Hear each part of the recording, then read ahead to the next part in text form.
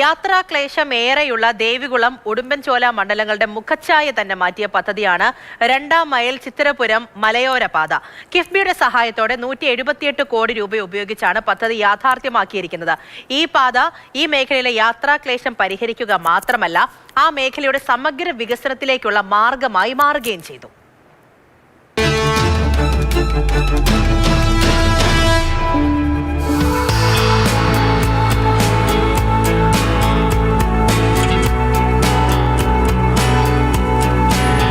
നല്ല റോഡ്, സുഗമമായ യാത്ര, ഇതാണ് ഒരു പുതിയ റോഡ് നിർമ്മാണത്തിലൂടെ ലക്ഷ്യമിടുന്നത്. പക്ഷേ ദേവികുളം, ഉടുമ്പൻചോല മണ്ഡലങ്ങളെ ബന്ധിപ്പിക്കുന്ന പുതിയ പാത ഒരു പ്രദേശത്തെ ജനങ്ങളുടെ ജീവിതത്തിൽ നേരിട്ട് ഇടപെട്ടതിനെക്കുറിച്ചാണ് പറയുന്നത്.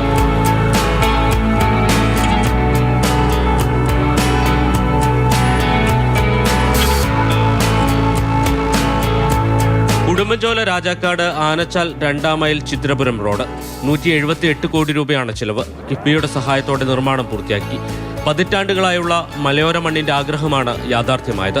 ഉടുമ്പൻചോലയും മൂന്നാറും തമ്മിലുള്ള യാത്രാദൈർഘ്യം പകുതിയായി കുറഞ്ഞു.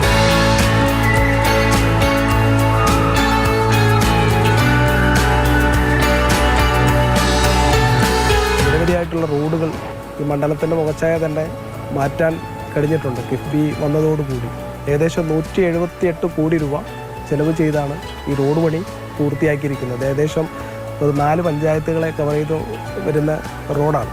ഈ റോഡ് വിനോദസഞ്ചാര മേഖലയിൽ ഉണ്ടാക്കിയ മാറ്റം കണ്ടറിയേണ്ടത് തന്നെയാണ്. ഗ്രാമീണ മേഖലയിലെ ടൂറിസം കേന്ദ്രങ്ങളുടെ വികസനത്തിന് ഈ റോഡ് മുതൽക്കൂട്ടായി മാറി. പാതയോരങ്ങളിൽ പുതിയ വ്യാപാര സ്ഥാപനങ്ങളും റിസോർട്ടുകളും ഉയർന്നു. ഇത് പ്രാദേശിക ജനവിഭാഗത്തിന് പുതിയ അവസരങ്ങൾ തുറന്നു നൽകി.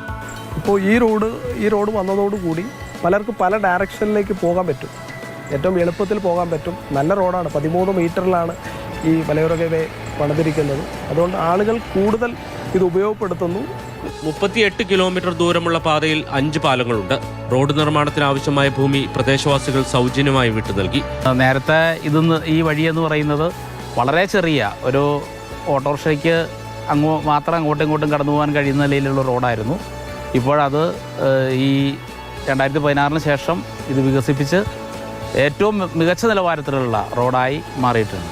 ഈ പ്രദേശത്തെ ആളുകൾക്കെല്ലാം ഈ റോഡ് കിട്ടിയതിലൂടെ സർക്കാരിനോടും ഇവിടുത്തെ ജനപ്രതിനിധികളായിട്ടുള്ള എസ് രാജയും സഖാവ് മണിയാശാനോടുമെല്ലാം അങ്ങേയറ്റത്തെ സ്നേഹവായ്പാണുള്ളത്.